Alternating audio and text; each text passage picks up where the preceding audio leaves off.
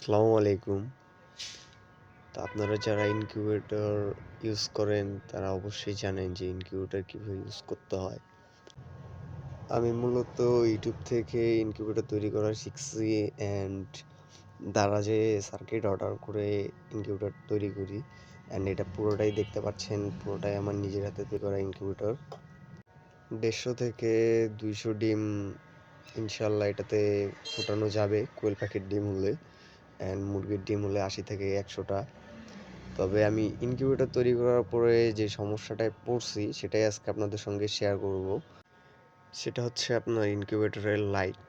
তো আপনারা দেখতেই পাচ্ছেন যে আমার লাইটটা ফিউজ হয়ে গেছে। তো আপনারা যারা ইনকিউবেটর ইউজ করেন তাদেরকে আমি বলবো সবসময় 2টা লাইট ঘরে রাখতে। একটা আপনার ইনকিউবেটরে থাকবে and একটা আপনি আলাদা করে রেখে দেবেন। কারণ আমার এই লাইটটা ফিউজ হয়েছে হচ্ছে আপনার রাত 3:30টার দিকে। তো আপনারা হয়তো এখন বলতে পারেন যে লাইট কেন কিনে রেখে দেব। দেখেন ভাই, যদি রাত 3:30টার দিকে আপনার লাইটটা ফিউজ হয়, আপনি কিন্তু রাতে দোকান খোলা পাবেন না কোনো জায়গায়। দেন আপনার ডিমগুলো সব নষ্ট হতে পারে। তাই আগে থেকে সচেতন হয়ে থাকা ভালো। অ্যান্ড আমি আগে থেকে একটা লাইট নিয়ে রাখছিলাম, যে কারণে আমার প্রবলেম হয় নাই। তবে ওই সময় ভিডিও করে রাখা হয়নি কারণ ইনকিউবেটরের ভিতরে টেম্পারেচার অনেক কমে গেছিলো, যে কারণে তাড়াহুড়া করে আমি লাইটটা খুলে চেঞ্জ করে দিছি। তো ভিডিওটা করলাম আপনারা যাতে এটা দেখে সচেতন হতে পারেন এবং একটা লাইট নিয়ে রাখতে পারেন। অ্যান্ড আমি ডিম আনছিলাম 70 পিস।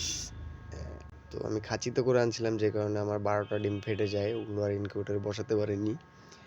এবং কালকে ক্যান্ডেলিং করছিলাম, এই 7টা ডিম কোনো প্রকার বীজ আসেনি অথবা বীজ ডিম ছিল না। অ্যান্ড মার্শাল্লাহ বর্তমানে ইনকিউবেটরে আমার 51টা ডিম আছে, আল্লাহ ভরসা। দেখা যাক কয়টা বাচ্চা বের হয়, অ্যান্ড আপনাদের সঙ্গে শেয়ার করব অবশ্যই।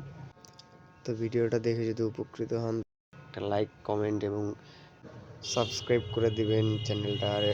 আমি একদমই নতুন, সো সাপোর্ট করবেন ইনশাল্লাহ।